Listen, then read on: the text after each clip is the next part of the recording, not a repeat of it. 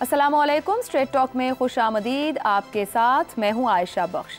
वज़ीर क़ानून आज़म नज़ीर तारड़ ने सेनेट में इजहार ख्याल करते हुए कहा है कि वो अपनी प्रेस कॉन्फ्रेंस पर कायम है। जजिस को अपने फैसलों के जरिए हुक्म जारी करना चाहिए, किसी को एजेंट करार देना गलत है।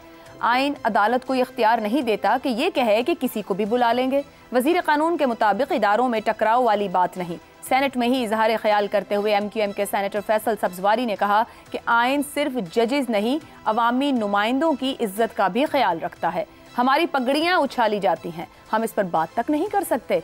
सच बोलने की जुर्रत की तो भी तौहीन अदालत की तशरीह होनी चाहिए। वज़ीर क़ानून भले ही इदारों में टकराव की नफ़ी की बात कर रहे हों, मगर गुज़श्ता कई रोज़ से चंद पार्लियामेंटेरियंस की तरफ से अदलिया के जजेस के बारे में ऐसी ज़बान इस्तेमाल की जा रही है जिससे इस तासुर को तक़वियत मिल रही है कि इंतज़ामिया और अदलिया के कई जजेस के माबैन टकराव की सी ही कैफियत है। चंद रोज़ पहले फैसल वाडा ने प्रेस कॉन्फ्रेंस में कहा था कि अगर मेंबर असेंबली दोहरी शहरियत नहीं रख सकता तो जज क्यों रखे। जज दोहरी शहरियत के साथ कैसे बैठे हुए हैं। नैब तरामीम केस की समाअत के दौरान सुप्रीम कोर्ट के एक जस्टिस साहिब ने किसी का नाम लिए बगैर अटॉर्नी जनरल को मुखातिब करते हुए कहा कि आप हमें प्रॉक्सीज के जरिए धमका रहे हैं। इसी तरह MQM के रहनुमा मुस्तफ़ा कमाल ने कहा कि एक जज दोहरी शहरियत पर अवामी नुमाइंदे को घर भेज सकता है तो खुद उसके लिए पाबंदी क्यों नहीं। MQM के इन अरकान का इशारा किस जज की जानिब था यह हर किसी को मालूम है, मगर इसके बावजूद सुप्रीम कोर्ट ने सेनेटर फैसल वाडा और मुस्तफ़ा कमाल को तौहीन अदालत के शो कॉज नोटिस जारी किए। अभी ये शो कॉज नोटिस का मामला चल ही रहा है कि 20 मई को वज़ीर क़ानून ने प्रेस कॉन्फ्रेंस करके इस्लामाबाद हाई कोर्ट के एक जज के रिमार्क्स पर रद्द अमल का इजहार किया। इसी तरह गुज़श्ता रोज सेनेटर फैसल वाडा ने प्रॉक्सी के रिमार्क्स पर सेनेट में सुप्रीम कोर्ट के जज के खिलाफ तहरीक इस्तेहकाक पेश करते हुए तौहीन अदालत केस में सुप्रीम कोर्ट जाने का ऐलान कर दिया और कहा कि मैं अपने बयान पर कायम हूँ। जजेस के मिसकंडक्ट पर बात करना अगर जुर्म है तो मुझे फांसी दे दें, क्योंकि मैं ये करता रहूँगा। इसके बाद नून लीग के सेनेटर इरफान सिद्दीकी ने भी कहा कि अदलिया ने हमेशा जमहूरियत, आइन, सियासतदानों और सियासी इक़्तिदार का सर कुचला। फैसल वाडा ने एक इंतहाई अहम इशू उठाया है। जब भी आइन तोड़ा गया तो अदलिया ने आइन तोड़ने वालों के गले में फूलों के हार पहनाए तमाम इक़दामात को जायज़ करार दिया। पार्लियामेंट के इन अरकान की जानिब से अदलिया पर तनकीद बहुत से अहम सवालात को जन्म दे रही है। अदलिया पर यह तनकीद ऐसे वक्त में हो रही है जब कई जजेस अदलिया में मुदाखलत पर तहफ़्फ़ुज़ात का इजहार कर रहे हैं। सुप्रीम कोर्ट, हाई कोर्ट्स और ख़ास तौर पर इस्लामाबाद हाई कोर्ट से इंतहाई अहम फैसले सामने आ रहे हैं जिनके वाज़ेह तौर पर सियासी असरात भी मुरत्तब हो सकते हैं। ऐसे में अदलिया और इंतज़ामिया के दरमियान जारी इस चपकलिश के दौरान पार्लियामेंटेरियंस के इन बयानात को किस तनाजुर में समझने की ज़रूरत है, यही समझने की कोशिश करेंगे अपने पैनल से। हमारे साथ हैं ज़ैगम खान, अब्सार आलम, शहजाद चौधरी और इफ्तिखार अहमद। आप सभी का शुक्रिया। प्रोग्राम का सवाल, एक तरफ अदलिया इंतज़ामिया चपकलिश, दूसरी तरफ पार्लियामेंटेरियंस के अदलिया मुखालिफ बयानात में तेज़ी। क्या प्रॉक्सीज के जरिए ही इशारे दिए जा रहे हैं? शहजाद साहब। आयशा देखें, हम यहाँ पे इस प्रोग्राम में बात कर चुके कि इंसाफ कटहरे में खड़ा है। एक और हमने ये कहा कि इंसाफ ताकतवरों का टूल बन चुका है, और क्यों है। ये दो चीज़ें वाज़ेह तौर पर हमारी डिस्कशन में, हमारे इस प्रोग्राम की डिस्कशन में ज़रूर आई हैं। तो सोचने की गुंजाइश है कि आज इंसाफ अगर कटहरे में खड़ा है या इसको टूल कहा जा रहा है तो ये इंसाफ यहाँ तक कैसे पहुँचा, पहली बात। दूसरी बात, क्या इंसाफ को यहाँ खड़े होना चाहिए या नहीं होना चाहिए।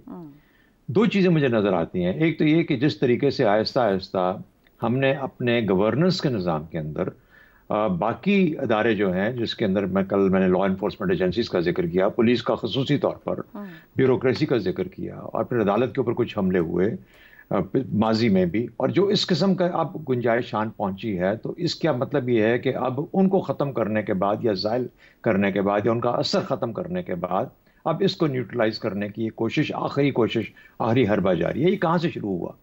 ये वहाँ से शुरू हुआ जहाँ पर इंसाफ ने खुद अपने आप को पेश कर दिया इस चीज़ के लिए कि हम आपके लिए क्या खिदमत कर सकते हैं। ये भी हकीकत है और ये हुआ है हमारे यहाँ, और उसकी भी कल बातचीत हुई। कल के प्रोग्राम में कहीं जस्टिस अब्दुल कयूम का जिक्र आया, कहीं और कुछ जजों का जिक्र आया, नवाज शरीफ साहब या उनकी PMLN जो है वो बहुत सारे जजों की चीज़ें नाम भी लेती है। एक और चीज़ इसमें शामिल करना चाहता हूँ कि जहाँ पर ऐसे मुकदमात आ जाएं जो कि बहुत ही इम्पोर्टेंट कौमी अहमियत का हामिल हों, उनके ऊपर अगर ये पूछा जाए कि किस किस्म का आप क्या चाहते हैं कि इसको किस तरीके से डील किया जाए, ये भी हुआ है। और ख़ास तौर पर 2016-17 के अंदर ये सवाल खुद अदलिया की तरफ से पूछा गया उस वक्त कि इन केसेस को कैसे मामलात को हैंडल किया जाए। शायद मैं किसी हद तक इस चीज़ को इंफॉर्मेशन की बेस पे शेयर कर रहा हूँ, लेकिन ये भी हकीकत है। बहरहाल उसका मजमूई असर ये है कि हमारी अदलिया आज खुद कटहरे में खड़ी नज़र आती है। फाइनल बात ये कि इंसाफ का मकाम हमारे मुआशरे में क्या है, ये भी आज हमें बहैसियत कौम इसका फैसला करना है। क्या वजह है कि हमारे करता धरता, चाहे वो मुक़्तदर आया है, चाहे वो सियासी क़ुव्वतें और ताकतवर सियासी क़ुव्वतें हैं, हुकूमत का नाम लेता हूँ, या फॉर दैट मैटर इशराफिया है जिसका जिक्र कल भी हुआ कि कत्ल हो जाते हैं, लोग ज़बह हो जाते हैं और उनके ऊपर कोई मामलात आगे नहीं चल पाते। तो ये लोग जो हैं, ये क्यों हम उस लेवल पे उसको ले आए हैं जहाँ पर के ये क्या चाहते क्या हैं? ये चाहते ये हैं कि हर चीज़ हमारे ज़ेर आ जाए, मुकम्मल डोमिनेंस आए। अगले क्वेश्चन में जाके हम इसके ऊपर और मैं आपको बताऊंगा, क्योंकि हम उसको फिर स्पेसिफिक ब्यूरोक्रेसी के कॉन्टेक्स्ट में देखना चाहेंगे। लेकिन ये जो एक रविश है कि हर निज़ाम मेरे मुकम्मल ताबे आए, इसकी भी बहुत सारी कड़ियां हैं। ये शायद सियासत से शुरू हुआ और फिर उसके बाद मुक़्तदरा के पास गया, और अब मुक़्तदरा और सियासत के से निकल के अब पैसे की अवामिल के ऊपर शहजाद साहब, तो ये जो चपकलिश नजर आ रही है, ये दबाव है, ये निजाम को ताबे करने की कोशिश है, और वहां से एक रेजिस्टेंस है कि अदलिया की जानिब से जिस तरह का खत, तहफ़्फ़ुज़ात का इजहार, मुदाखलत की बात। मेरा ख्याल है एग्जैक्टली यही बात है। और देखिए, एक अगर तो इनको अगर इस मामले को आज हल करना हो ना, आज हल करना हो, और ये इंसाफ ने फिर से एक आसान रास्ता लेना हो, तो एक मुकदमा है जिसका बेंच बार बार टूट जाता है सुप्रीम कोर्ट के अंदर। उसका फैसला अगर कर दिया जाए सुप्रीम कोर्ट की तरफ से, और किसी ऐसे मौके की तरह कर दिया जाए जो कि किसी के मामलात को और ख़राब ना करे, जिसको को हम ख़राब कहते हैं, तो फिर शायद ये मामला उधर ही रफा दफा हो जाए और ये जो टकराव की कैफियत है ये नजर ना आए। अब प्रॉक्सीज हैं या नहीं है इसका मुझे तो नहीं पता, लेकिन मुझे ये पता है, मैं ये जानता हूं कि इस वक्त ये जितने इदारे हैं सब आपस में एक टकराव की कैफियत में है। हुकूमत से मेरी गुजारिश ये है कि खुदारा इस टकराव से बचाइए और इंसाफ को वो मकाम दीजिए ताकि वो माशरे के लिए, क्योंकि इंसाफ माशरे के लिए होता है ना, इंसानों के लिए, आवाम के लिए है। ये हुकूमतों के लिए, हाँ हुकूमतों का भी एक छोटा सा हिस्सा है, लेकिन माशरे के मुस्तकिल उसकी वरना वो अपनी चूलों से हिल जाएगा, हिल चुका है ऑलरेडी आपका माशरा। मेरा अपना ख्याल ये है कि बहुत क्रिटिकल मोमेंट है, डिफाइनिंग मोमेंट है, और काजी फाइज ईसा साहब का बहुत बड़ा इम्तिहान है। ठीक है, अब सर साहब लगता है इस इजलास को खास इस मकसद के लिए बुलाया गया कि हम इस ऐवान से अदलिया जजेस को जवाबदेह बनाएं। एक दफ़ा फिर पार्लियामेंट इस्तेमाल हो रही है, जो इस्तेमाल कर रहे हैं उनकी बात नहीं हो रही। इस सेनेटर एमल वली खान ने आज सेनेट के फ्लोर पर कहा है, उनका दावा कितना दुरुस्त है?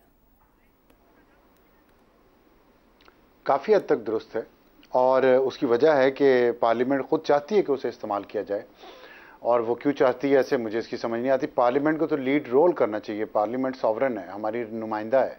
या तो पार्लियामेंटेरियन ये कह दें कि वो डिक्टेशन पे चलेंगे, कभी एक तरफ की कभी दूसरी तरफ की, हमेशा यही किया है।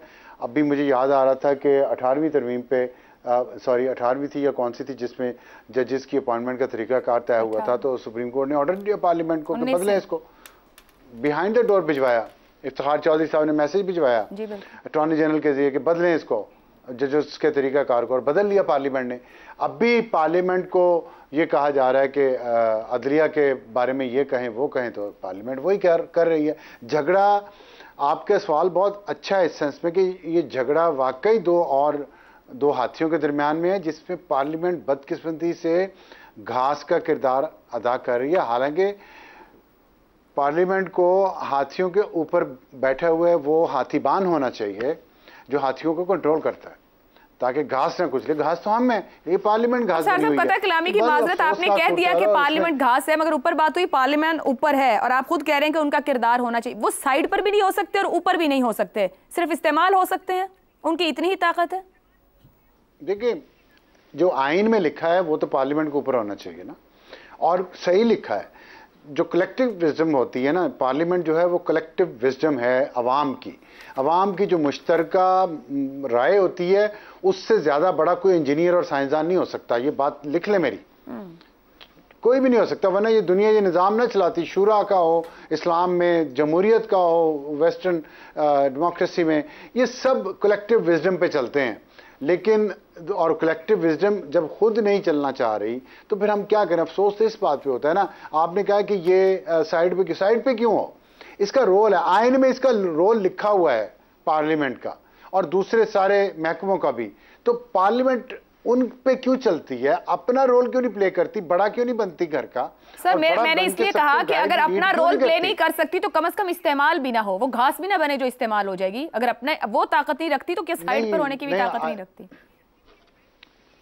देखिए आयशा, आप हसन निसार साहब के साथ प्रोग्राम कर करके ना कई सालों से आप हकीकत पसंद हो चुकी हैं, और शहजाद चौधरी साहब भी हमारे बड़े मैच्योर, और इफ्तिखार साहब और अब जैगम साहब, आप मैच्योर लोग हैं, आप ये बात कर सकती हैं, मैं नहीं इस पे बांधता। क्यों पार्लियामेंट साइड पे बैठे?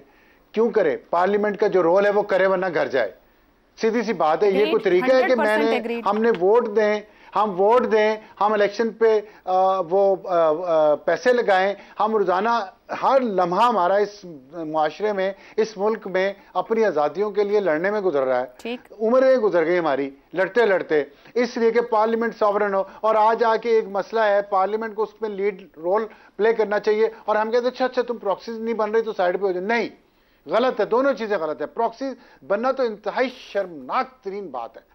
एक इंसान को किसी की प्रॉक्सी नहीं बनाई, प्रॉक्सी गुलामी है जिसको हमारे मजहब ने खत्म कर दिया, फिर मॉडर्न वर्ल्ड ने गुलामी को खत्म कर दिया। पार्लियामेंट की प्रॉक्सी बन रही है। देखिए, हमने प्रॉक्सी बने अमेरिका की, पिछले 75 साल हम अमेरिका की प्रॉक्सी बने रहे। क्या मिला प्रॉक्सी में? प्रॉक्सी बन के हमें बताएं। 2 जंगें तो आपकी और मेरी जिंदगी में लड़ी गई यहाँ अफगानिस्तान में। क्या मिला उन जंगों के बाद? उससे पहले जो हम अमेरिकन प्रॉक्सी बने हुए थे, उससे हमें क्या मिला? चंद लोगों के घर भर गए, चंद लोग अरबपति बन गए। अवाम को क्या मिला? हमें क्या मिला? सबको। हम इस वक्त इस खित्ते में सबसे निचले दर्जे का मुल्क है, सबसे गैर तरक्की याफ्ता है, सबसे कम तरक्की याफ्ता है। हमारे ह्यूमन डेवलपमेंट इंडेक्स पे सबसे नीचे है। हमारी अदलिया का नंबर 139वां है पूरी दुनिया में। हमने क्या खटा प्रॉक्सी बन के? अगर पार्लियामेंट प्रॉक्सी बन रही है तो मैं पार्लियामेंट को ये बताऊंगा कि फिर पार्लियामेंट भी यही खटेगी जो पाकिस्तान ने खटा है प्रॉक्सी बन के। तो प्रॉक्सी ना बने, जो है रूखी सूखी जैसा भी है अपना रोल प्ले करें। रूखी सूखी पसंद नहीं आती उनको। जैगम साहब, फैसल वावड़ा जो कि पॉलिटिक्स में इस वक्त हमें हर तरफ दिखाई दे रहे हैं, बयानात हो, अदालत हो, पार्लियामान हो, प्रेस कॉन्फ्रेंस हो, किसी भी जमात से उनका ताल्लुक नहीं है, लेकिन वो सेनेटर बने हैं। मुक्तदरा से वो अपने ताल्लुकात छुपाते नहीं हैं। जमहूरी पार्टी के वजीर कानून Azam Nazir Tarar floor of the house parliament में खड़े होकर कहते हैं कि फैसल वावड़ा को एजेंट क्यों कहा, कैसे कहा। क्या वाकई फैसल वावड़ा प्रॉक्सी नहीं है? और क्या वाकई आजम नजीर तारड़ को इतना गम हुआ इस बात को सुनकर? मुझे तो समझ नहीं आती फैसल वावड़ा इतने नाराज़ क्यों हो गए हैं। वो किसी सियासी जमात के नुमाइंदा नहीं हैं, किसी के नुमाइंदा तो होंगे, फिर सियासी जमात के अलावा किसी के नुमाइंदा होंगे। इतने बहुत सारे वोट ऐसे तो नहीं मिलते, ये जमातें ऐसे तो नहीं, खुद से तो नहीं वोट दे देती कि एक बंदा जो उनकी पार्टी का हिस्सा भी नहीं है, उनकी पार्टी की तरफ से कोई इलेक्शन नहीं लड़ा, मेंबर नहीं है, कुछ भी नहीं है, और उसको सब ने वोट दे दिए। आखिर किसी के कहने पे दिए ना, किसी के नुमाइंदे हैं ना वो। चलें प्रॉक्सी नहीं कहते, कोई और प्यारा सा लफ्ज़ इस्तेमाल कर लेते हैं, जो वो खुद बता दें वो लफ्ज़ इस्तेमाल कर लेते हैं।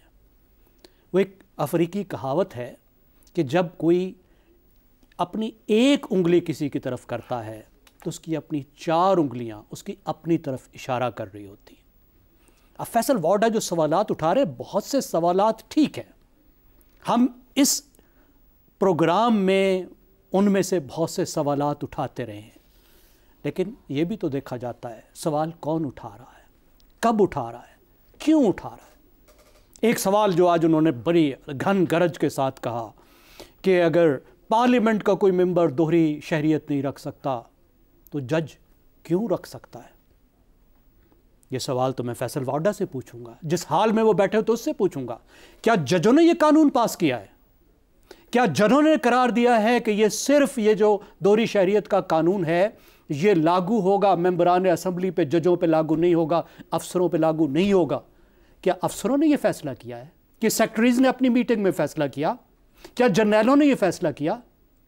ये कानून तो उस ऐवान ने बनाया है जिस ऐवान में वो बैठे थे, और जो तकरीर फरमा रहे थे उसकी बजाय वो बिल पेश करते हैं कि आज के दिन से जज भी दोहरी शहरियत नहीं रख सकता है, कोई सरकारी अफसर भी नहीं रख सकता। ये होता वो काम जो एक पार्लियामेंटेरियन को करना चाहिए। वो कहते हैं जी क्यों रखते हैं, क्यों का जज क्या जवाब दे भाई? इसलिए कि तुमने कानून बनाया हुआ है जिस हाउस में जहां पे तुम कह रहे हो क्यों बनाया कर नहीं रखते, तो उसी ऐवान ने ये इजाज़त दी हुई है जजों को कि वो दोहरी शरीयत रख लें। ठीक। मैं तो कहता हूँ दोहरी शरीयत का मुकम्मल तौर पे कानून ही ख़त्म कर दें। अच्छा, एक और उन्होंने फरमाया, उन्होंने कहा जी पाकिस्तान में जजों का 140वां नंबर है। आप अंदाज़ा लगाइए, एक तो मसला ये है कि पाकिस्तान में पार्लियामेंटेरियंस को कोई रिसर्चर नहीं मिलते। रिसर्च का एक बहुत अच्छा इदारा वहाँ मौजूद है लेकिन उधर का रुख ही नहीं करते। अब ये दो लिहाज से ये बातें गलत हैं। एक तो बात ये जजों का नंबर ही नहीं है, ये रूल ऑफ लॉ इंडेक्स है और पाकिस्तान का नंबर है 140 में से 131। इस रूल ऑफ लॉ इंडेक्स में क्या है? करप्शन भी है, ओपन गवर्नमेंट भी है, बुनियादी हकूक़ भी हैं, सिविल और क्रिमिनल जस्टिस भी हैं। तो ये नंबर जो है, ये वाडा साहब, ये आपका भी है और अदलिया का भी है, दोनों का मुश्तरका नंबर है। इसमें प्रोसिक्यूशन भी शामिल है, इसमें पुलिसिंग भी शामिल है। इसमें जिस आज़ाद हुकूमत का आप गला घोंट रहे हैं नए नए कानून बना के, कभी कोई कदगन कभी कोई गदन, उसके नंबर भी शामिल हैं। जिस करप्शन के खिलाफ आप कुछ नहीं कर रहे, उसके नंबर भी शामिल हैं। ठीक। ये वो 4 उंगलियां हैं जो आपकी तरफ भी इशारा कर रही हैं। तो आप करें कानून साजी, आप रिफॉर्म क्यों नहीं करते? 6 साल से वो सिस्टम का जी। हिस्सा है वाडा और साहब। देखिए, पिछली जिस पार्टी का वो हिस्सा थे उसने ये वादा किया था ना कि पुलिस में रिफॉर्म करेंगे, तो क्या इन्होंने आवाज़ उठाई थी? और अब ये जिस पार्टी का, जिस हुकूमत का हिस्सा है, क्या वो पुलिस में प्रोसिक्यूशन में रिफॉर्म कर रही है? अदलिया फैसले करती है, अदलिया फैसले करती है, अदलिया कानून साजी नहीं करती, अदलिया जस्टिस सिस्टम में रिफॉर्म नहीं करती। ठीक है, ये उन्होंने उस ऐवान में करना है। अपने काम करें। और जब आपस में किसी की लड़ाई होती है, आज अब सार साहब से जो है मुझे 100% इत्तफाक है, हमारा इत्तफाक राय कम होता है, लेकिन आज मुझे 110% उनसे इत्तफाक है कि जिस ऐवान को हम वोट देते हैं उन्होंने हमारे लिए सब कुछ करना है और हमने उनको अकाउंटेबल बनाना है। वो प्रॉक्सी नहीं बने, ये सब चीजें वो खुद करके दिखाएं, अपना हिस्सा खुद लें। जुडिशरी का भी रिफॉर्म करें। किसी ने नहीं रोका उनको कि जुडिशरी के रिफॉर्म के लिए, कानून साजी के जो कदम उन्होंने 19वीं तरमीम के लिए उठाया था उसको भी वापस करें। ये सब इन्होंने खुद करना है, ये खाली चाऊ चाऊ करना बंद कर दिया आपने। इफ्तिखार साहब, MQM हो, फैसल वाडा हो, कब क्या बयान देते हैं, कैसे देते हैं? किया मुझसे जी, तो मिठाई तकसीम कर दूं? आप वहाँ करें इस्लामाबाद में, हमें आप गुफ्तगू को जरा आगे बढ़ा लें। MQM और फैसल वाडा कब क्या दुकानों से मिठाई खत्म हो जाएगी। अच्छा जी, कब क्या बयान देते हैं सबको ही मालूम है। नून लीग से इरफान सिद्दीकी साहब और वजीर कानून आजम नज़ीर तारड़ ने फ्लोर ऑफ द हाउस जो बात की है, अदलिया और इस्टेब्लिशमेंट के दरमियान जो इख्तलाफ है, हम इस पर बार बार बात करें, हर जगह पर इस वक्त बात हो रही है, एक दबाव दिखाई दे रहा है, तकरार दिखाई दे रही है। क्या हुकूमती नुमाइंदों की तरफ से शाह से ज़्यादा शाह का वफादार बनने की कोशिश है? मैं सवाल करने की जरूरत करूंगा कि सवाल कौन उठा रहा है? 6 जजेस को ये सवालात उठाने का ख्याल कब आया, क्यों आया और कैसे आया? क्या ये वो अदारा नहीं जिसने इस मुल्क के अंदर मार्शल लॉ को तकवीत बख्शी? क्या ये वो जजेस नहीं जिन्होंने लोगों को सिसलियन माफिया कहा? क्या ये वो जजेस नहीं जिन्होंने लोगों को अच्छे कैरेक्टर के सर्टिफिकेट जारी किए जो उनके परव्यू में नहीं थे? सवाल कौन उठा रहा है और सवाल किस सतह पर उठाए जा रहे हैं? पाकिस्तान की उस सूरत हाल में, जबकि पाकिस्तान में इंतखाबात हुए सिर्फ 3 महीने हुए, क्या ये जज हजरात किसी को जवाब दे? नहीं, बिल्कुल ये जवाब दे हैं अपने कंडक्ट के। और क्या ये हकीकत नहीं कि जब मैं जज की बात करता हूँ तो मैं सिविल जज की भी बात करता हूँ, मैं सेशन जज की भी बात करता हूँ, मैं मजिस्ट्रेट की भी बात करता हूँ, उनके रवैयों की भी बात करता हूँ, उनके फैसलों की भी बात करता हूँ, उनके कंडक्ट की भी बात करता हूँ। ये क्या तरीका हो गया कि वो जो चाहें कहें? वो कह सकते हैं with in the constitutional framework, वो कह सकते हैं उन कवानीन के ताबे जो उनको चलाने के लिए बनाए गए हैं। बिल्कुल वो सवाल रेज कर सकते हैं। पाकिस्तान के आइन के मुताबिक वो पाकिस्तान का सेनेटर बन गया, अब उसका हक है कि बतौर सेनेटर वो अपना काम करे। पूरा का पूरा निज़ाम बिखर चुका है, बिखर रहा है, बिखारा जा रहा है। एक मंसूबे के तहत इसमें सब बराबर के शरीक हैं। और मैंने परसों चौथ एक प्रोग्राम में कहा, मुझे पार्लियामेंट तो नज़र आती है लेकिन पार्लियामेंट के अंदर पार्लियामेंटेरियन नज़र नहीं आते। हम बहुत बुरे हालात में फंस चुके हैं। कौन लेके आया था जजेस को कंधों पे उठा के? ये पाकिस्तान वाहिद मुल्क है जो निकाले हुए जजेस को अपने कंधों पे उठा के उनके गलों में हाथ डाल के वापस ला के उनकी नशिस्तों पे बिठा के गया। दुनिया में ये कहीं हुआ? बड़ी बातें यहाँ पे हम करते हैं, असूलों की, प्रिंसिपल की, और गैर मुल्की मिसालें देते हैं। ये कहानी तब से शुरू हुई है। इतनी तकरार दर तकरार हो रही है, सदर और वजीर आजम कहीं नजर नहीं आ रहे। जी, वो सदर वजीर आजम को रोल अदा करना चाहिए, मैं आपसे इत्तफाक करता हूँ। बल्कि मैं तो इस हद तक भी जाने को तैयार हूँ कि अगर ये पार्लियामेंट बकौल मेरे दोस्त नाकाम होगी तो घर चली जाए, लेकिन जनाब यही तो चाहते हैं दोस्त कि 3 महीने में ही पार्लियामेंट चली जाए। ये खेल खतरनाक है, ये ऐसा नहीं है जैसा आपको नज़र आ रहा है। ये किसी एक का लफ्ज़ प्रॉक्सी इस्तेमाल करना दूसरे के खिलाफ नहीं है। ये खेल गहरा भी है और खौफनाक भी है। प्लीज़ हम सबको बाज आ जाना चाहिए और कॉन्स्टिट्यूशनल फ्रेमवर्क के अंदर रहते रहते अपने जो हैं जिम्मेदारियां वो निभानी चाहिए, खा पार्लियामेंट के आप मेंबर हो, खा आप जज हो, खा आप एग्जीक्यूटिव में हो। ठीक है जी। और पाकिस्तान के सियासी और माशी हालात ऐसे खेल खेलने की ना इजाज़त देते हैं ना बर्दाश्त कर पाएंगे। एक ब्रेक लेनी है, ब्रेक से वापस आएंगे तो बात करेंगे गंदम दरामद जो स्कैंडल था उसकी रिपोर्ट आ गई और सब कुछ पर मिट्टी डाल दी गई है। वाकई ऐसा है? इस ब्रेक के बाद प्रोग्राम में एक बार फिर खुशामदीद। मुल्क में गंदम की सरप्लस इंपोर्ट के बारे में वजीर आजम शहबाज शरीफ को इंक्वायरी रिपोर्ट पेश कर दी गई। इस तहकीकाती रिपोर्ट में गंदम बहरान के जिम्मेदारान का तयन किया गया है। इंक्वायरी कमेटी ने निगरान हुकूमत को क्लीन चिट देते हुए गंदम स्कैंडल की सारी जिम्मेदारी वजारत फूड सिक्योरिटी के 4 अफसरान पर आयद कर दी है। इंक्वायरी रिपोर्ट में नेशनल फूड सिक्योरिटी के 4 अफसरों को नाक़िस मनसूबाबंदी और गफलत बरतने पर जिम्मेदार करार दिया गया है। वजीर आजम शहबाज शरीफ ने इंक्वायरी कमेटी की सिफारिशात तस्लीम करते हुए 4 अफसरों को मुअत्तल करने और साबिक विफाकी सेक्रेटरी नेशनल फूड सिक्योरिटी के खिलाफ बाज़ाब्ता कार्रवाई की मंजूरी दी है। यूं बज़ाहिर गंदम स्कैंडल अपने इख्तिताम को पहुंचा, मगर क्या मामला वाकई इतना सादा है? वो बहरान जिसने पूरे मुल्क बिलखुसूस पंजाब के किसानों की साल भर की मेहनत को डबो दिया, वो इतनी आसानी से हल हो गया? या फिर मामला और गंभीर है जिस पर पर्दा डाल दिया गया है? इस तहकीकाती रिपोर्ट के बाद गंदम स्कैंडल से जुड़े बहुत से सवालात जूं के तू मौजूद हैं। निगरान हुकूमत में गंदम इंपोर्ट करने की इजाज़त किसकी तरफ से दी गई? कितनी गंदम मंगवानी है, इसका तयन किसने किया? ज़रूरत से ज़ायद गंदम इंपोर्ट करवाकर मुंतखब हुकूमत को आगाह क्यों नहीं किया गया? मुल्क को अरबों का नुकसान पहुँचाकर फ़ायदा किस किस ने हासिल किया? गंदम के लिए LCs किसने खोली? मुल्क और किसानों का माशी नुकसान कौन भरेगा?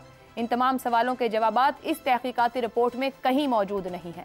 ज़राए के मुताबिक कमेटी की जानिब से 1 माह से ज़ायद अरसे की तहकीकात में निगरान दौरे हुकूमत के किसी भी जिम्मेदार को तलब ही नहीं किया गया। अलमिया यह है कि जिस गंदम स्कैंडल को हुकूमत की जानिब से इतनी खुश असलूबी के साथ हल कर लिया गया या समेट लिया गया है, इस बहरान से मुतासरा किसान आज भी दरबदर और अपनी गंदम औने पौने दामों बेचने पर मजबूर है। इस पर पैनल की राय आपके सामने रखेंगे। सवाल इस तरह से, गंदम दरामद स्कैंडल की तहकीकाती रिपोर्ट, निगरान हुकूमत को क्लीन चिट, मलबा फूड सिक्योरिटी पर 4 अफसर मुअत्तल, क्या सिर्फ 4 अफसरान ही जिम्मेदार थे? इफ्तिखार साहब। बड़े कमाल की बात है, 300 अरब रुपए का खेल है, अशराफिया की लूटमार है, और प्लांट प्रोटेक्शन के 2 और फूड सिक्योरिटी कमिश्नर के 2 अफराद। क्या बात है यार। हाँ, वो फैसला साजी का अमल करते हैं, वो डिसाइड करते हैं पेपर रूल्स की कैसे अमल दरामद करना है। उन्होंने कहा था ये गंदम मंगवाओ, कि सेक्रेटरी का काम होता है गंदम मंगवाने का। और ये जो समरी फिरती रही है वज़रा के घर दस्तों के लिए, क्या ये प्लांट प्रोटेक्शन के 2 अफसरान ने तैयार की थी? हैं? तो खुदा का खौफ करो, 300 अरब रुपया खा गए। अब मेरा तो ये मुतालबा है कि 300 अरब रुपया जिस किसी ने भी खाया है इनको सज़ा मिलनी चाहिए। अब सज़ा का तरीक़ाकार क्या हो? जो टॉप के 50 अफसर हैं इस फूड सिक्योरिटी के महकमे के, इनके नाम, इनकी वल्दियत, इनके शनाख्ती कार्ड और इनके असासाजात डिक्लेयर किए जाए। और इस मुआहदे के बाद इनके सासाजात में कितना इजाफा हुआ। मैं कितना भोलपन वाला सवाल कर रहा हूँ। मुझे पता ये पैसे इनके अकाउंट्स में नहीं गए होंगे, अकाउंट्स चले गए होंगे दुबई, लंदन, अमेरिका, कनाडा, भाई के नाम पे, बहन के नाम पे, दोस्त के नाम पे। तो बहन, भाई, दोस्त और अजीज़ों को भी तो पूछा जा सकता है यार, ये रियासत है। अगर रियासत चाहे तो कहते हैं अपनी मर्ज़ी का फ़ैसला करना हो, आदमी उठाना हो तो किसी को भी उठा सकते हैं। उठाएं कुछ 50 लोगों को, टॉर्चर ना करें, ठीक, उनको सिर्फ खाना ना दें। अच्छा वो जो मैरियट मूरियट का है बस, अच्छा वो भी देते हैं अंदर रखे, बिल्कुल मिल रहा है। फिर मैं बहस में नहीं जाता, जिसको मिलता है छोड़े, गलत बहस हो जाएगी। I demand on the behalf of the people of Pakistan, mister prime minister, you are answerable. क्या बात, because you are the leader of the cabinet. If the summary was moved and if summary was approved, you did it. ठीक हो गया। Either you say no, आपने नहीं की। अगर आपने नहीं की तो फिर वो कौन से ताकतवर लोग हैं जो 300 अरब रुपए की दिहाड़ी 3 महीने में लगा गए। ठीक हो गया। ये सवाल बड़ा अहम है। पहले ही रियासत के बारे में पिछले सेगमेंट में जिन ख्यालात का इजहार किया गया वो को अच्छे नहीं है, अफसोसनाक है। लेकिन ये बात जो आप करते हो, 300 अरब दें जहां से मर्जी दें, नहीं 300 अरब अपने बिल्कुल दें, और नहीं उनसे लेना जिन्होंने ये सारा खेल किया। किधर है वो सेक्रेटरी वेक्टरी, वो रूल, वो कमेटी, वो फाइलें किधर हैं, दस्तखत किधर हुए, किसने फैसला किया, क्यों किया, वो हमारे पढ़ा जाता है ना। जिम्मेदार मैं सवाल आगे लेके चलती हूँ। किसी ने जिम्मेदारी कबूल भी की थी। शहजाद साहब, मेरे दौर में गंदम की खरीदारी का जो फैसला हुआ उसकी पूरी जिम्मेदारी लेता हूँ। ये निगरान वजीर आजम काकड़ साहब ने कहा था, साबिक निगरान वजीर आजम। इस खुले एतराफ के बावजूद सिर्फ फूड सिक्योरिटी के 4 अफसर ही जिम्मेदार ठहरे। हाँ, उनका भी नाम नहीं है। जिन्होंने कहा कि मैं जिम्मेदारी लेता हूँ, उनका भी नाम इसमें शामिल नहीं है। वहां से तो किसी को बुलाया भी नहीं। तो बदकिस्मती है कमेटी, यही तो बदकिस्मती है हमारी। देखिए ना, अभी जितनी भी इफ्तिखार साहब ने बातें की बिल्कुल 100% दुरुस्त की, मैं मुकम्मल तौर पर एंडोर्स करता हूँ। लेकिन बदकिस्मती से वो भी सिर्फ सेक्रेटरी तक रहे, वजीर क्यों नहीं? मिनिस्टर फॉर फूड सिक्योरिटी किधर गया? उसका नाम क्यों शामिल नहीं? सर सॉरी, वो मेरा और अगर सॉरी वो मैं पढ़ नहीं सका, मेरी ऐनक नहीं काम कर रही थी, वो मुझसे मिस हो गया। उसका नाम मैंने लिखा हुआ था। कोई बात, वो कहते हैं ना कि गैर मुमकिन है कि हालात की गुत्थी सुलझे, अहले दानिश ने बहुत सोच के उलझाई है। ये अहले दानिश की जगह पे आप अहले हवस कह लें। आज के इस शेर के लिए, प्रोग्राम के लिए, अहले हवस ने बहुत सोच के उलझाई है। अब अहले हवस में सिर्फ 4 आदमी शामिल नहीं है। बेशक सेक्रेटरी प्रिंसिपल फाइनेंसिंग ऑफिसर होता है, वो तारिक बशीर चीमा साहब किधर गए? उनका नाम क्यों नहीं है? द बक स्टॉप्स हियर, हमने कहा इस प्रोग्राम के अंदर। वो बक इधर क्यों नहीं रुका आके प्राइम मिनिस्टर के ऊपर, जो प्राइम मिनिस्टर वक्त का था, जिसका आपने इशारा दिया? क्या वजह है कि हम ये करें? हम क्यों इन 4 आदमियों को निशाना बना के गवर्नेंस का सत्यानाश करना चाहते हैं? ये ब्यूरोक्रेसी नैब से नहीं डरती, इस चीज से डरती है जो इस वक्त हुआ है। हम कहते हैं नैब खत्म कर दो, ब्यूरोक्रेसी को इस्तेमाल किया जाता है पोलिटिसाइज करके तबाह बर्बाद। इसमें बड़े बड़े गुनाह क्या हैं? करप्शन और जो हवस है वो तो है ही है ना, जो पैसा बनाया गया। उसके बाद मार्केट की मैनिपुलेशन है, उसके बाद गवर्नेंस का निजाम तबाह करने की बिल्कुल वाज़ेह कोशिश है। और ये वो फैसले दे रहे हैं जो कि कमेटियां बनाई गई गवर्नमेंट की, हुकूमती कमेटियां, जिन्होंने ये फैसले दिए। तो ना गवर्नेंस चाहिए, ना आपको पैसा वापस चाहिए, ना आपको मुजरिम सही पकड़ना है, और ना ही आपने मार्केट की मैनिपुलेशन के ऊपर लोगों को पकड़ना है और कैद करना है। तो फिर किस तरीके से आप कहते हो कि मईशत बेहतरी की तरफ जाए? नहीं जा सकती। आपको अपने अंदाज को, अपने तरीके को बदलना पड़ेगा। ये क्या वजह? देखिए, मुझे बताइए, हमारे वजीर इतने नालायक क्यों हैं कि जो ब्यूरोक्रेट जो कहे उसकी बात मान लेते हैं? 18 ग्रेड का अफसर वो फाइल लेके आ जाता है, वजीर दस्तखत कर देता है, 19वें ग्रेड का लेके आ जाता है। क्यों इतने नालायक हैं? सबसे पहला चीज ये सवाल पूछनी चाहिए, इतने नालायक हैं तो उनको वजीर नहीं होना चाहिए। और यही एक बुनियादी इस वक्त मसला है पाकिस्तान का, कि हम ऐसे लोग पार्लियामेंट में भेजते हैं जो वजीर बनते हैं, जो शायद इस काबिल नहीं होते कि वो जगह पे बैठे। बड़ी अच्छी बात की शहजाद साहब। काश कि हमने 70 साल में सोचा होता कि हमने तालीम देनी है और तालीम एक तरजीह होनी चाहिए, तो कुछ अच्छे लोग भी पहुंचे। ब्रेक लेते हैं, ब्रेक से वापस आएंगे तो अफसार साहब और जगन साहब की राय सामने रखेंगे। काश इन 70 साल में हम कमेटी की जानिब से 1 माह से ज्यादा अरसे की तहकीकात रही, निगरान दौर के किसी भी जिम्मेदार को तलब नहीं किया गया। अफसार साहब, क्या वाकई कमेटी तहकीकात में संजीदा थी? बिल्कुल संजीदा थी। देख लें, उन्होंने 4 लोगों को नॉमिनेट तो कर दिया कि इनका कसूर है, और क्या करे कमेटी? कमेटियां होती इसीलिए। तो बस अल्लाह खैर सला मट्टी पाओ, आगे बढ़ो। इस मुल्क में कमज़ोर जो होगा उसी पे होगा सब कुछ। हराम खाएं, स्मगलिंग करें, 2 नंबरी करें, टैक्स चोरी करें, ज़मीनों पे कब्जे करें, कुछ कोई पाकिस्तान में जो जुर्म हो रहा है, आप दूसरे लफ्जों में आवाम को पैगाम दे रहे हैं मर जाओ या मार दो वाला? नहीं, मैं कह रहा जुड़ जाओ। ऐसे ही सर्वाइवल यही है ना, जुड़ जाओ। लोगों के साथ नहीं, जुड़ जाने जिनके साथ जुड़ने से आपके तमाम गुनाह माफ हो जाते हैं। जुड़ जाने के लिए भी तो कुछ गुनाह बहुत से लोगों का नुकसान करते हैं ना। ठीक है, आप ऐसा करें, इफ्तिखार साहब के साथ ही सारा प्रोग्राम कर लें आज का। ज़ैगम साहब, ये जो गुफ्तगू हुई 4 अफसरान की मुअत्तली और ये जो रिपोर्ट ने जो कुछ वज़ीर आज़म के साथ रखा और वज़ीर आज़म ने जैसे उसको दिल से लगाकर फ़ौरन कबूल किया, या मुल्क और किसानों का जो नुकसान हुआ वज़ीर आज़म शहबाज शरीफ ने वो पूरा करवा लिया? आयशा, नालायकी की हद जो है ना उसको ये गुजर चुके हैं। अब मसला ये नहीं कि इन्हें काम करना नहीं आता, वो तो हमें पता ही नहीं आता। अब इनको आनियाँ जानियाँ करनी भी नहीं आती। आनियाँ जानियाँ भी ऐसी करती हैं कि हमारा हादसा निकल जाता है। ओ भाई, किसी सीनियर आदमी को एक दफ़ा पकड़ लो, अगले महीने छोड़ देना, सिस्टम ने छोड़ ही देना है। लेकिन ऐसी आनियाँ जानियाँ कि उस पर भी सारा पाकिस्तान हंस रहा है, वो संजीदगी से वो निकल गई। शायद मकसद ही यही था कि थोड़ा सा अब उसमें हिस्से मज़ा लाया जाए। वो कहते हैं, आपको पता है स्केप गोट का क्या मतलब है, या जिसको हम कहते हैं किसान मर रहा है, देखिए जमात का ताल्लुक पंजाब से है। जी देखिए, वो तो आज भी मर रहा है ना, सिर्फ उन लोगों का मसला नहीं है, मौजूदा हुकूमत भी तो जिम्मेदार है ना। आयशा, 3 हुकूमतों की जिम्मेदारी है। जिसने एक्स्ट्रा गंदम मंगवाई उसकी तो जिम्मेदारी है। मौजूदा हुकूमत ने किसानों को बचाने के लिए, बुरान को कंट्रोल करने के लिए, कीमतों को स्टेबलाइज करने के लिए क्या किया? मसला सिर्फ ये तो नहीं है कि गंदम मंगवाई गई, मसला यह है कि 8 करोड़ किसानों को बर्बाद किया गया, 8 करोड़ इंसानों की जिंदगी तबाह की गई। और वो 3 हुकूमतों ने की, जिसमें इस वक्त की भी हुकूमत शामिल है, जिसने कीमतों को कंट्रोल करने की, किसानों के हालात बेहतर करने की, उसकी गंदम खरीदने की। साहब, ये इरादतन मामला होता है कतर कलामी की बात, क्योंकि हम पिछले 6 साल से देख रहे हैं इंपोर्ट और एक्सपोर्ट, हमें समझ ही नहीं आती हमारी जरूरत क्या है, क्या भेजना है, क्या रखना है। ये इरादतन होता है और ये 75 साल से हो रहा है। एग्रीकल्चर मार्केट को, किसानों की कमोडिटीज़ को, उनकी फसल की कीमतों को मैनिपुलेट किया जाता है। हर साल मैनिपुलेट किया जाता है, कीमतें गिराई जाती हैं, सैकड़ों अरब रुपए बनाए जाते हैं। ये सिर्फ एक बात हो गई।